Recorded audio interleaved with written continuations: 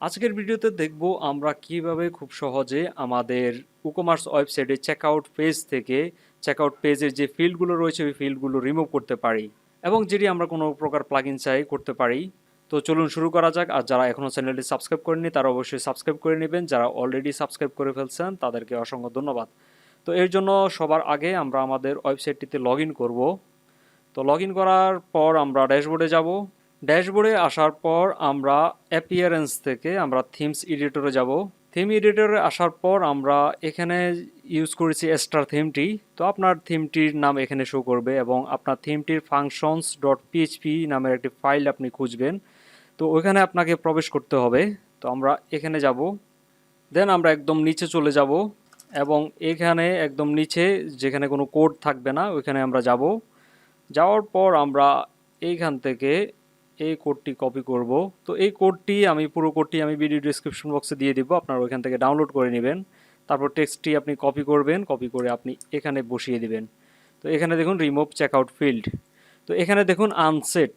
তো আনসেট ফাংশনটি ইউজ করেছে এবং বিলিং কোম্পানি।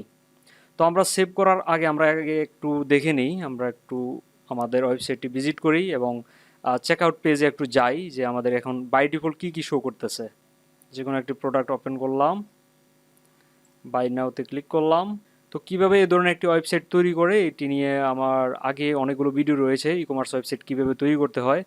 তো ওগুলো ভিডিও ডেসক্রিপশন বক্সে দেখতে পারেন, তাহলে বুঝতে পারবেন কিভাবে একটি ই কমার্স সাইট তৈরি করতে পারেন আপনার জন্য। তো এইখানে আসার পর আমরা যদি একটু নিচে স্ক্রল করি, এখানে আমরা দেখতে পাচ্ছি first name, last name, company name. এই যে দেখুন কোম্পানি নেম, তো এটি অপশনাল দেখাচ্ছে। তারপর টাউন, সিটি, ডিস্ট্রিক্ট, ঢাকা, এখানে অনেক কিছু শো করতেছে।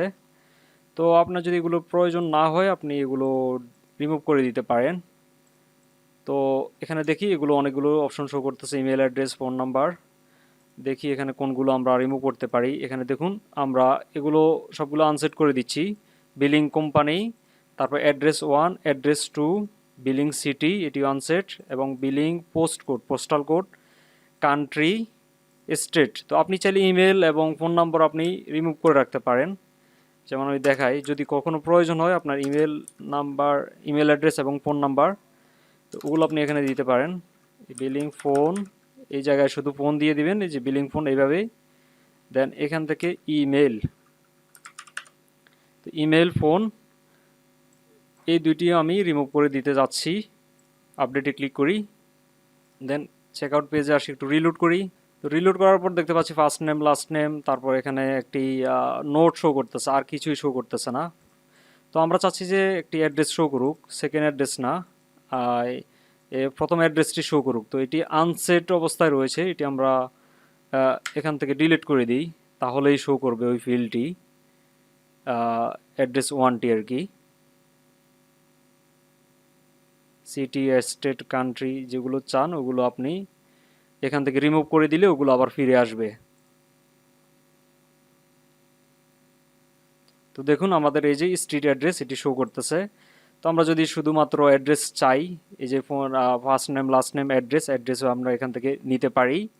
যদি এটির সাথে যদি ফোন নাম্বারও চান তাহলে ফোন নাম্বার এখান থেকে আমরা একটি ডিলিট করে দিব।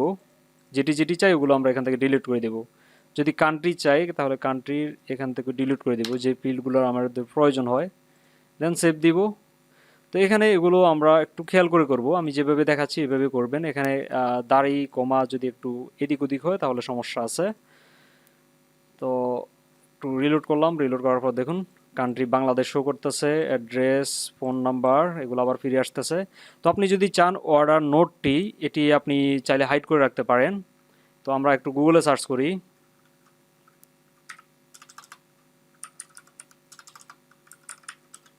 রিমুভ নোট চেকআউট বা রিমুভ WooCommerce চেকআউট নোট এটি লিখেও আপনি সার্চ করতে পারেন। দেন এখান থেকে আমরা একটু ঢুকি, এই যে এই ওয়েবসাইটটিতে আসবো। আসার পর আমরা একটু নিচে আসি, এই যে অ্যাড ফিল্টার, এই লাইনটি আমাদের প্রয়োজন হবে। তো এই পুরো লাইনটি আমরা এখান থেকে কপি করলাম। দেন এখানে আবারও আসি, একদম নিচে যাব, একদম নিচে, একদম এটির নিচে অ্যাড ফিল্টার দিয়ে দিলাম। তো এগুলো হচ্ছে বিভিন্ন হুক, ফিল্টার হুক, তারপর অ্যাকশন হুক ইউজ করেছিলাম আগের একটি ভিডিওতে। তো এগুলো আমাদের বিভিন্ন কাজে দরকার হয়, বিভিন্ন পজিশনিং করতে, বিভিন্ন জায়গায় বিভিন্ন জিনিস শো করতে। তো এখানে দেখুন আমাদের কি হচ্ছে, তাহলে নোটটিও আমাদের শো করতেছে না। আমরা যেটি যেটি চাচ্ছি, যে যে ফিল্ডগুলো, ওই ফিল্ডগুলো এখানে শো করতেছে। কান্ট্রি দিলাম, তারপর এখান থেকে অ্যাড্রেস, এখান থেকে ফোন নাম্বার। তো এখান থেকে কিছু ফিল্ড আমরা কমিয়ে ফেলতে পারছি। তো এইভাবেই আমরা আমাদের চেকআউট ফিল্ডের এই অপশনগুলো আমরা খুব সহজে রিমুভ করে ফেলতে পারি।